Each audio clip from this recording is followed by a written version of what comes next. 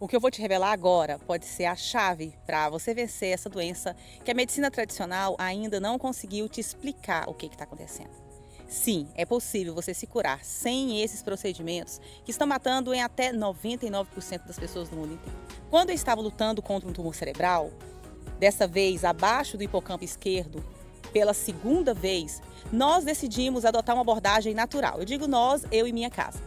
Dissemos que eu não iria passar por tratamentos convencionais e, a propósito, eu estou até hoje à espera, pois falaram que ia marcar uma quimio e uma rádio. Eu decidi que realmente eu iria focar em curar a minha mente, o corpo e o meu espírito. Praticar algo que até então nunca tinha feito, limpar meu sangue e matar qualquer doença de fome. Começamos a fazer sucos vegetais, usar curcuma, cogumelo, todo tipo de protocolo muito específico. Mas uma das maiores diferenças entre a primeira vez e a segunda vez foi o que dissemos. Nós vamos realmente conectar o meu espiritual com a minha cura, a cura do meu corpo. E eu venci o crescimento de um segundo tumor cerebral, que me levou a uma segunda cirurgia e sem nenhuma sequela. Venci de forma natural. O tumor havia ficado 30%, sumiu.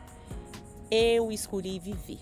Eu sei que é incrível. Eu acredito que muitas doenças e o câncer, mais do que qualquer outra, tem muita raiz espiritual e mental muito profunda, que está alimentando esses tumores, alimentando essa doença.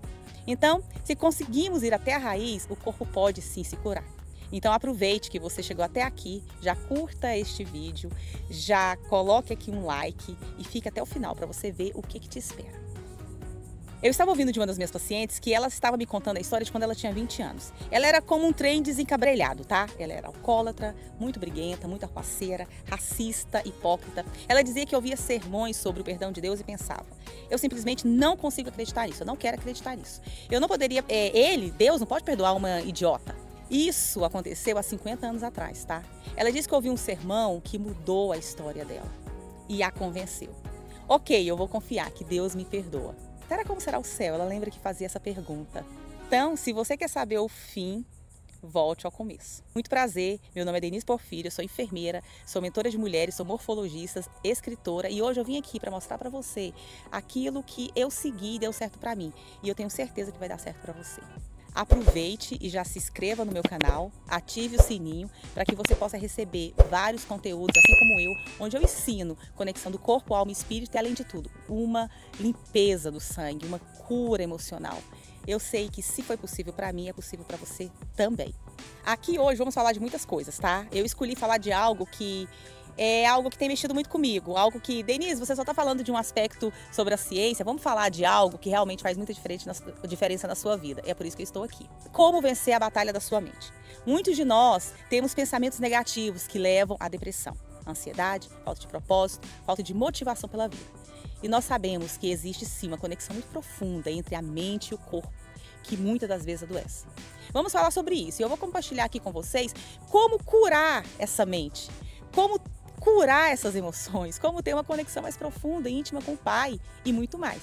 Eu estou muito animada por estar aqui, falando de algo que eu amo. É uma das coisas que mais fazemos sempre e eu quero compartilhar aqui com vocês. Eu sempre falo muito sobre dietas, né? Sobre o que comer, suplementação, sobre terapias mais recentes, essas coisas. Mas também, entre as entrelinhas, eu sempre toco sobre a saúde espiritual e mental e sobre a importância disso. Eu tive esse foco mesmo quando eu ainda nem era enfermeira, tá? Mas convivia no meio hospitalar. Cuidar além do que chamamos de tradicional. Quando entrei dentro de um hospital, eu pude ver. Eu vi os pacientes comendo uma pizza, comendo sorvete, ali nos intervalos, tudo industrializado. E podia causar uma resposta inflamatória no corpo sim, emoções negativas, como se criticar mentalmente, passar por um divórcio, perder um ente querido, estresse no trabalho, traumas da infância, realmente afeta a saúde física e leva as pessoas para o hospital. Mas o que realmente aquela pessoa está fazendo ali no hospital? Acho que muito mais do que as pessoas percebem, elas não estão simplesmente ali batendo ponto. Acho que tem muito mais a ver do que as pessoas percebem. E acredito que a maior deficiência hoje no campo da saúde é essa conscientização. O esforço prático das pessoas para se curar, para curar traumas passados, emoções e pensamentos negativos. As estatísticas variam, tá? Mas são consistentes. Cerca de 44% dos americanos dizem que vivem em estado de ansiedade e tristeza. Como é que tá aí no Brasil? Isso é muito chocante, 44%. E ainda mais, 42% dos adolescentes dizem o mesmo. Ufa, isso é trágico. Essa é a fase da vida que você deveria ser otimista, animada. olhando para o futuro. Mas a estatística mais alarmante é que 22% dos adolescentes já contemplaram seriamente orquestrar sua própria partida, ou seja, o suicídio. Outro dia eu estava no parque e com as crianças brincando e veio um grupo de crianças, talvez entre 10 e 11 anos mais ou menos. E eu pensava nessa estatística. Eu tinha acabado de ver ela e pensei, é muito chocante. Se essa estatística for representativa, então 4 dessas crianças não são felizes. 2 dessas já pensaram em suicídio. É de partir o coração, não é mesmo? Eu sei. Então eu acho que é um problema muito real e eu sou muito grata por estar aqui hoje, sendo levada para falar dessas coisas para vocês. Por colocar o foco nisso e por perceber que nossa mente e o nosso corpo estão sim conectados e que você possa ligar alguma chave dentro de você hoje e mudar a sua história. Se você, como eu, estamos na mesma sintonia, aproveite e já compartilhe esse vídeo com pessoas que precisam ouvir essa verdade, precisam fazer a diferença em suas vidas. Hoje nós vamos estar falando sobre esse assunto e vou mostrar para vocês que sim, existe uma saída para o que está havendo no mundo. Então, você já curtiu, você já se inscreveu no meu canal e você já compartilhou. Então, se tem um dos 3 que ainda você precisa fazer, volta lá e faz. Eu te agradeço imensamente para que esse conteúdo possa transbordar o mundo. Você sabe que uma das coisas que eu mais percebo durante a minha trajetória aqui na internet é que existe muitos gurus online. Há muitos psiquiatras, psicólogos, conselheiros, existem muitos métodos para ajudar as pessoas a superar e muitos livros foram escritos sobre como dominar os pensamentos e vencer a guerra da mente, entre outras coisas. E uma das coisas que percebo no campo da saúde é que as pessoas me perguntam, Denise, é algo que as pessoas me perguntam o tempo todo, tá? Denise, como é que eu sei qual a dieta seguir? Tem a cetogênica, carnívora, vegana, sem glúten e há milhões de suplementos que eu poderia tomar. E você não é possível fazer tudo. Eu falo muito sobre a causa raiz em todos os meus vídeos, como realmente chegamos à raiz desses pensamentos e emoções negativas que afetam nossa saúde física. A obesidade está ligada a isso, a doença está ligada a isso, o que nós estamos pensando, nós estamos sentindo, o que nos motiva a fazer um prato de comida. Sei que essa luta mundial em todas as raças e etnias e percebo que os nossos problemas podem sim ser rastreados até a nossa incapacidade de pensar da maneira que Deus quer que pensemos. E ao longo dos anos eu vivo e acabei criando 2 ou 3 ferramentas, tá? Vai uma, vai outra, enfim, virou coisa do dia a dia.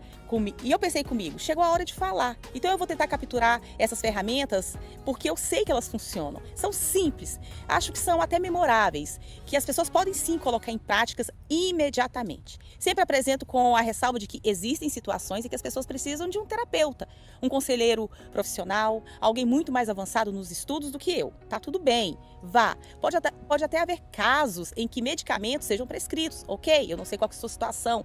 E se for o caso, tá tudo bem. Eu não sei se é o índice de inflamação do seu corpo. No entanto, todos nós poderíamos nos beneficiar de um tipo de curso básico de gestão de pensamentos. E eu compartilho essas 3 ferramentas com vocês agora para gerir esses pensamentos de vocês.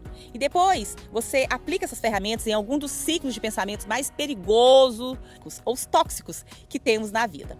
Então, na prática, como fazemos isso? Se queremos pensar do jeito que Deus quer que pensemos.